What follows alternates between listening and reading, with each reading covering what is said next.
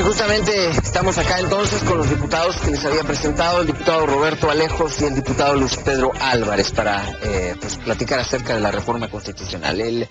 Repentinamente el gobierno pues se abalanza con una reforma constitucional y se abre toda una discusión, yo diría nacional ya, acerca de la reforma constitucional. Ya se habla de Asamblea Nacional Constituyente por parte de unos, otros se habla de hacer la reforma a ciertos puntos por medio del procedimiento del voto de las 2/3 partes del referéndum. En fin, no está muy claro. Y sin embargo, armaron una comisión en la que están ya presentes algunos elementos convocados por el gobierno para esto. Usted fue exconstituyente, diputado Roberto Alejos. ¿Cómo lo ve? Bueno, en primer lugar, antes que nada, buenas noches. Buenas noches. Por la oportunidad. Creo que el pueblo de Guatemala merece realmente mayor explicación sobre este tema, y la oportunidad que nos están dando es muy, muy valiosa. A mí me encantaría recordar cómo se hizo la Constitución de 1985, porque es un tema sumamente delicado.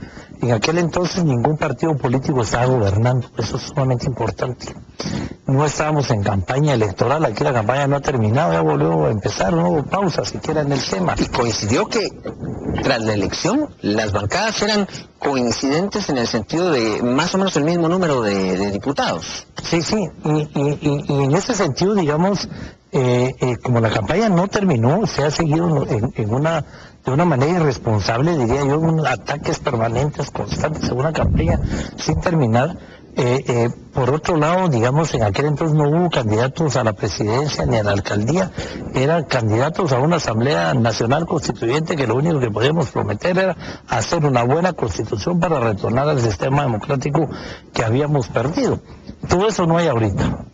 Ahorita hay un partido en el gobierno, hay uno o dos partidos en una franca campaña política anticipada, tenemos una estrategia de empantanar el Congreso, ya se están buscando las reelecciones, las candidaturas a alcalde, o sea, esa neutralidad que vivió la Constituyente de 1985 no existe.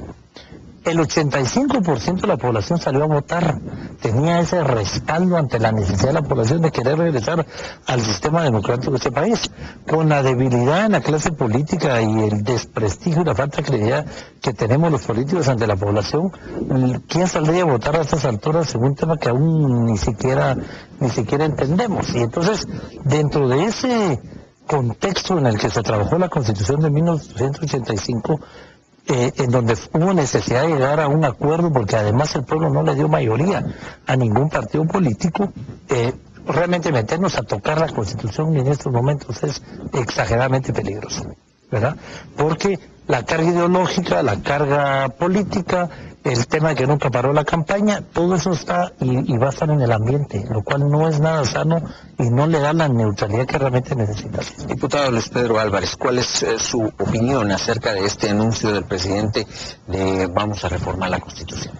Sí, Luis Eduardo, Roberto, muy buenas noches a la ciudadanía guatemalteca. Definitivamente yo creo que hay una diferencia muy grande entre reformas constitucionales y Asamblea Nacional Constituyente. Yo creo que eso es algo que tenemos que tener muy claro.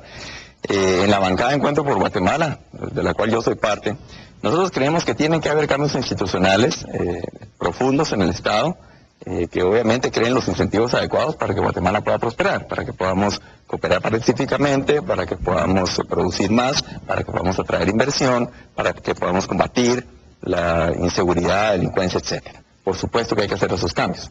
Pero el presidente de la República hace este anuncio el día del cumpleaños 27 de la Constitución Política de la República en el Congreso, y él basa la justificación de estas reformas constitucionales, que no es claro en su discurso. Lo tengo transcrito, aquí lo pueden encontrar en mi página de Facebook, también está la transcripción oficial del Congreso de la República del discurso.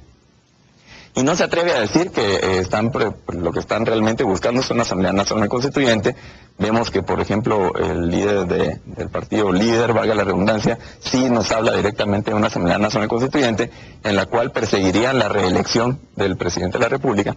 Y ahora, pues Soto Pérez Molina ya nos empieza a hablar también más claramente de Asamblea Nacional Constituyente.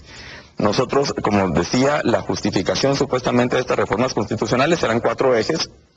una reforma política que perfectamente se puede dar a nivel de cambios en la ley electoral y de partidos políticos. No hay necesidad de hacer cambios a la Constitución y mucho menos Asamblea Nacional Constituyente.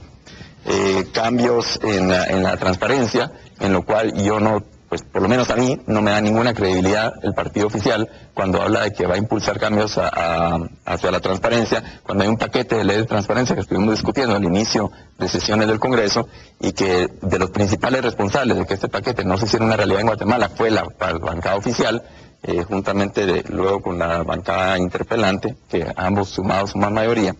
Entonces yo no tengo credibilidad de que esa sea una justificación para un cambio en la Constitución, por lo menos viniendo de ellos. Tercero, pues cambios también en lo que es justicia, en el sector justicia. Ahí sí podrían haber algunas modificaciones a la Constitución. No se necesita la Asamblea Nacional Constituyente tampoco para ese tema. Y el tema fiscal. Tema fiscal, digo yo. Al gobierno se le apoyó por lo menos, bueno, nosotros no apoyamos a la bancada en Encuentro por Guatemala la ley de actualización tributaria porque creíamos que se necesitaba más discusión, que iban a haber problemas de implementación, los cuales los hay hoy por hoy y tienen colapsadas las aduanas y al pequeño contribuyente se le está prácticamente empujando a la economía informal dentro de otros problemas. Pero una reforma fiscal que ya ellos prácticamente impusieron y que fue un desastre. Entonces, yo me pregunto, si esas son las 4 justificaciones para una reforma constitucional, pues por lo menos a mí no me convence ninguna de ellas. Ahora, tal vez solo se me permite, el gran peligro, no solo de reformar la Constitución por todos los temas que ha mencionado Roberto, en los que coincido que esto es una coyuntura política y hay una crisis política generada principalmente por algunos partidos que están hoy en el Congreso de la República y que tampoco podría yo esperar que la situación cambiara en una Asamblea Constituyente. El problema está en que una vez se instala una Asamblea Nacional Constituyente, se puede declarar originaria y no tiene límites. Si bien es cierto, la Constitución Política de la República establece que el Congreso, al hacer el llamado a esta Asamblea Nacional Constituyente, hace una definición de los objetivos de la misma, una vez constituida, simple y sencillamente como el poder radica en el pueblo y la Asamblea tiene delegada, es el poder constituido, ahí olvidémonos de la Constitución, olvidémonos de límites y sobre todo me preocupa que se vayan a limitar o a transgredir derechos individuales que no tienen realmente absolutamente nada que ver, que son garantías procesales, que son la libre emisión del pensamiento, etcétera, que no tienen nada que ver con los 4 puntos que el presidente utilizaba en justificación. Diputado Alejos, usted citó una época con características especiales incluso dentro de aquellos partidos políticos, con todas sus imperfecciones, con todo lo que podía haber habido en aquella época. Eran básicamente 3 partidos, el MLN, y la gente lo ubicaba perfectamente, sabían qué representaba el MLN, la DC, la gente sabía exactamente qué era lo que representaba la DC, y la UCN, y sabía la gente exactamente qué era lo que representaba la UCN. Pero hoy ni siquiera eso tenemos. Los partidos políticos ya no son partidos políticos. No son partidos políticos. No hay ideología, no hay principios básicos, no hay absolutamente nada de esos. No cabe o no cabría urgentemente, eso sí, una reforma a la ley electoral, pero no una a la Constitución. Es que ya estamos trabajando esos 2 temas. Recordemos que la Universidad San Carlos, la Universidad Rafael Andívar y Asíes presentaron una buena reforma en materia de seguridad y justicia. Esa reforma en materia de seguridad y justicia se ha dado a conocer públicamente, se ha repartido, se ha recogido la opinión de la academia, de los medios de comunicación, de la sociedad civil, se abrió audiencias públicas y está por ser dictaminada en el Congreso de la República de una manera, de veras, muy abierta a la opinión pública. Eso es lo que tenemos que trabajar. Y por otro lado hemos copiado el proceso en la reforma a la ley electoral y de partidos políticos. Estamos escuchando de una manera abierta al público, abierta a todo el mundo, otra vez el tema de la academia, las organizaciones sociales, gente que viene estudiando y pidiendo la reforma a la ley electoral y de partidos políticos desde hace rato. Hoy en otro medio de comunicación, hoy habla la gente de la academia de que vamos a ir con los partidos políticos débiles y ni siquiera con todos los partidos políticos a una contienda electoral para una Asamblea Nacional Constituyente donde lo que va a llegar sigue siendo no representativo de la población, porque realmente hemos caído en esa debilidad de los partidos políticos. Entonces, hay que trabajar, hay que seguir trabajando y hay que seguir apoyando y presionando a la clase política por aprobar esa reforma a la ley electoral y de partidos políticos, que va por buen camino. Hay increíblemente grandes coincidencias entre el sector privado, el sector de la academia, sociedad civil y los diputados que queremos impulsar la reforma. Creo que hay una oportunidad valiosísima de hacer esos cambios de fortalecimiento del Tribunal Supremo, un Tribunal Supremo que de veras sea supremo para empezar. Segundo, que tengan capacidad de fiscalizar a los partidos políticos, un tema de tener partidos políticos fuertes, ese tema que hemos tocado recientemente de dividir las funciones del Tribunal Supremo Electoral para que sea otra parte la que organiza las elecciones y se preocupe de la compra del papel y de las mesas y de la tinta, y el tribunal, de los honorables magistrados y magistradas del Tribunal Supremo sean de veras magistrados y sean supremos. El tema de los fondos para que realmente el financiamiento de los partidos políticos sea transparente y haya más participación del Estado y menos de los sectores privados en los partidos políticos. La reforma va por muy buen camino y creo que estamos invirtiendo un buen tiempo y hay una buena participación, y es donde nos tenemos que enfocar ahorita, en esa reforma electoral. Diputado Álvarez, cuando vemos que esta semana simplemente toma una diputada suplente que había sido electa por Creo, era suplente, la gente no votó por ella porque realmente no la conoce. Es conocida en su casa a la hora del almuerzo posiblemente. Y viene e inmediatamente se pasa a otro partido. Inmediatamente se pasa a otro. Yo estoy de acuerdo si las personas votaran por la persona. Pero aquí no es por las personas, es por listas. Entonces, ¿qué podemos esperar de una asamblea constituyente que fuese electa en esas circunstancias? Terrible, terrible. Lo mismo, la misma crisis que hay hoy en el Congreso, que es provocada, como yo decía, en buena parte, y yo me atrevería a decir que en un 50-50 por las dos bancadas mayoritarias del Congreso, porque una, o seguimos con una interpelación sin sentido, y la otra simplemente levanto a mis diputados para no haber quórum, pero por una otra razón no avanza. Nosotros insistimos, y lo hemos hecho los partidos pequeños, decir, bueno, si es necesario reunirnos de lunes a domingo, todos los días, para terminar con estos temas, hagámoslo. Pero eso es demostrar voluntad política.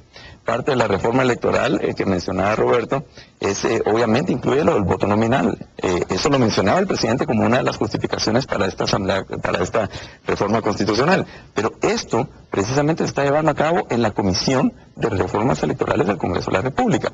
Lo importante aquí es... Además, la ley electoral tiene categoría constitucional. Sí, totalmente. Y se modifica pues con una mayoría calificada del Congreso y una consulta a la Corte de Constitucionalidad. A mí lo que me preocupa sobremanera es que esta crisis realmente que se está viviendo, este estancamiento o empantanamiento que se está dando en el Congreso de la República, sea provocado con la peor de las intenciones. Ahora, hay un problema aquí de fondo. Y las dos bancadas mayoritarias creen que van a tener el 70 o el 80% en una Asamblea Nacional Constituyente. Digamos las cosas como son. A mí me las han dicho sus jefes de bancada.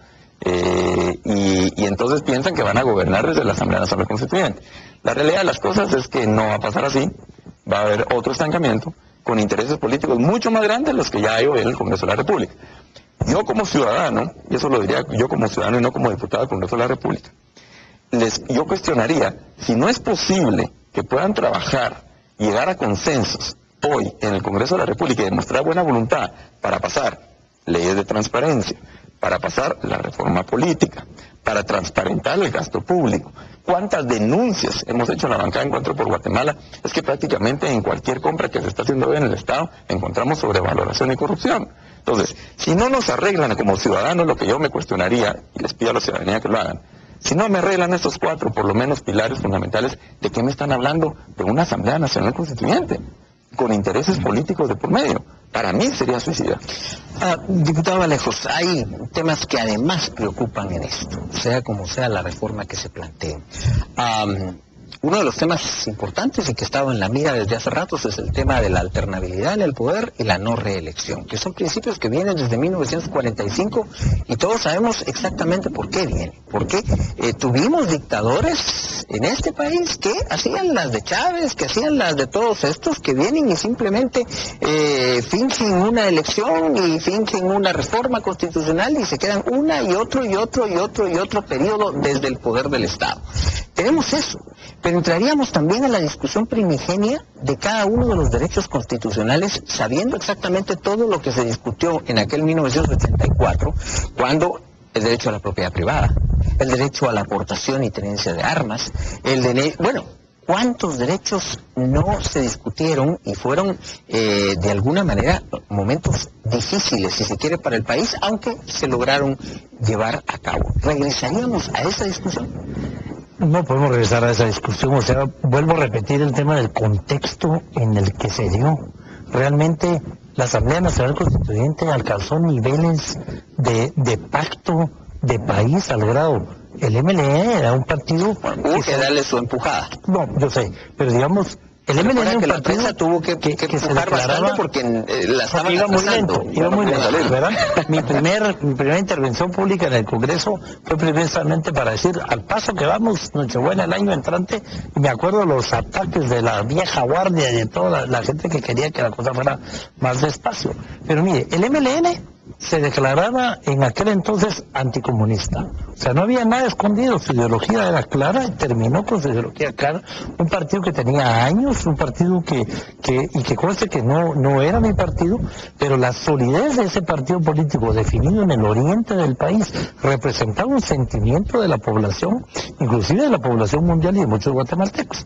La democracia cristiana que ganó la mayoría en el occidente del país también representaba una forma de pensar como lo representó en su momento la UCN, que fue el primer partido... Con su dicotomía interna, ¿verdad? De León Slaughter, Vinicio Cerezo. Claro, y que era permitido porque la democracia, por eso esos partidos duraban, porque la democracia, el derecho a disentir dentro de un partido político era permitido. No como sucede ahora con los partidos que como al tener dueño, si vamos en contra del dueño de la dueña, nos tenemos que ir del partido. En aquel entonces se permitía pelear. Yo vengo de las raíces del Partido Revolucionario, donde vivíamos en pleitos constantes y permanentes, y el partido duró más de 40 años, ¿verdad? Había estructura, había doctrina. Había capacitación, había cuadros medios, había interés en la juventud. Las campañas no eran tan caras en aquel entonces. La UCN representó en la parte mediática y moderna de aquel entonces, y por eso ganó en la capital y en las cabeceras departamentales. Y aún así la población le dio el voto a los partidos tradicionales como el Partido Revolucionario, que representamos una pequeña minoría y que estábamos ahí. Eso no se vuelve a dar, para poder atrevernos a tocar los derechos que están ahí en esos primeros 46 artículos de la Constitución, y eso es lo que nos da pavor. Por eso es que hay otro método, la misma Constitución permite modificar, pero yo estoy de acuerdo que hay que cambiar temas. El haber dejado al presidente de la Corte por un solo año, y que conste que no fuimos los constituyentes, sino que fueron las reformas del tiempo Ramiro, el tema de la carrera judicial y otros temas. Por ejemplo, tenemos que recordarnos la época en que vivíamos y por qué dejamos 6 horas nada más para poner a disposición de tribunales a un detenido. Son temas que hay que cambiar y que estoy de acuerdo.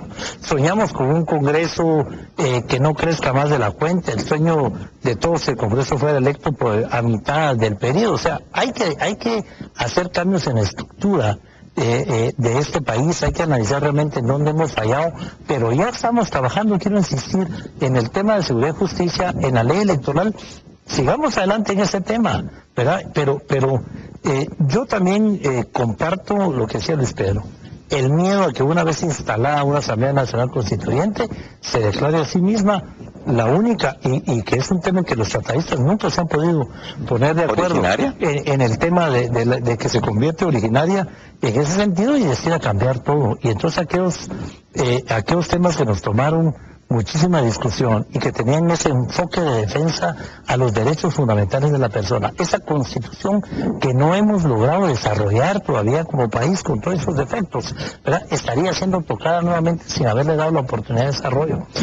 En el discurso que dio el presidente también dejó entrever alguna cosa sobre la reforma que fue rechazada, de hecho, en los años 90, en torno a ciertos cambios a raíz de los acuerdos de paz. O sea, la población ya rechazó eso. Pero porque también, muchos de los rechazos fueron porque las preguntas fueron en grupo. Entonces no habían preguntas individuales y supuestamente con el argumento del analfabetismo de nuestro pueblo. Entonces, podías tú estar de acuerdo en algunas reformas, pero en otras no. Y entonces, ante el miedo de las que no votabas por no. Ahora, ya que hablas del discurso, yo sí quiero llamar la atención y de la transcripción del discurso presidencial en el Congreso de la República muy brevemente. Y dice, hay un párrafo que verdaderamente me eriza los pelos. Dice, es claro, y estoy leyendo textualmente, es claro que las reformas de las que estoy hablando se pueden resolver con cambios y se pueden resolver también con ajustes en nuestras leyes vigentes.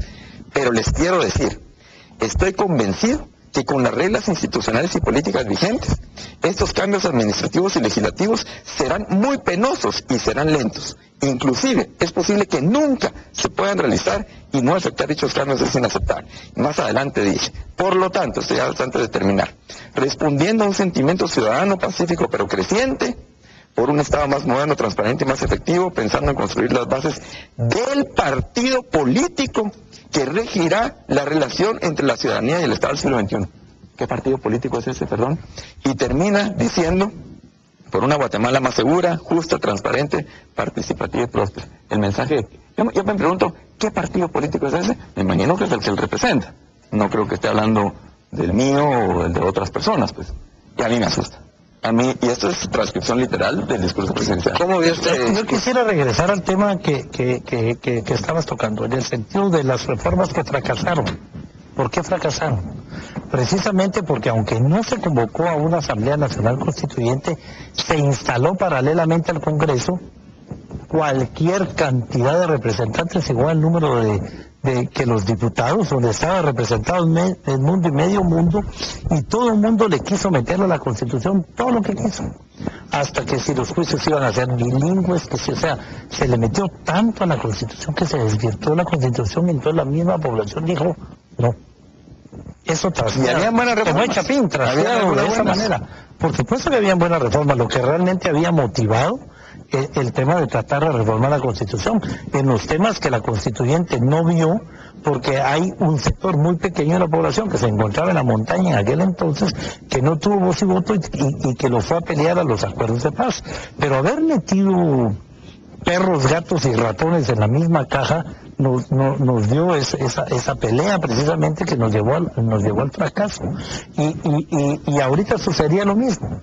El tema de una bancada como líder que está en confrontación con el Partido Patriota, empantanando el Congreso, y ellos dos tendrían casi la misma representatividad que tienen ahorita en la Constituyente, es trasladar lo que tenemos en el Congreso a una Constituyente. No suena lógico, y eso es lo que hace pensar que no es conveniente el tema de la Asamblea. Otra campaña política, otro Congreso, más conflictos, Congresos para poderes paralelos. No, y con la base que está mal, es la base de los partidos políticos actuales. Sí, buena voluntad, porque dados los antecedentes, ¿cómo vas a darles credibilidad cuando no se pueden poner de acuerdo ni siquiera? Desgraciadamente, el tema da para muchísimo y se nos ha ido increíblemente la media hora de inmediato. Yo quiero preguntarles ahora a los dos que hagan su última locución a quienes nos están escuchando y viendo, pero ¿cuál es el compromiso de ustedes de frente a lo que podría pasar? Porque hay dos bancadas mayoritarias que quieren hacer esto a troche y moche, por lo visto. Ya lo dijeron.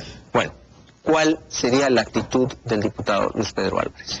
Bueno, nosotros obviamente en consenso con la bancada de Encuentro por Guatemala y con el partido político, que de hecho tenemos nosotros reunión esta semana para tratar el tema, y nos vamos a declarar en sesión permanente hasta tomar una posición, pero de que vamos a defender inclusive judicialmente nuestra Constitución y el Congreso de la República democráticamente electo, y vamos a proteger esos derechos individuales y el sistema republicano y la alternabilidad del poder en el gobierno de Guatemala, pueden darlo por hecho, y aquí está mi compromiso público de que nosotros sí vamos a luchar por eso.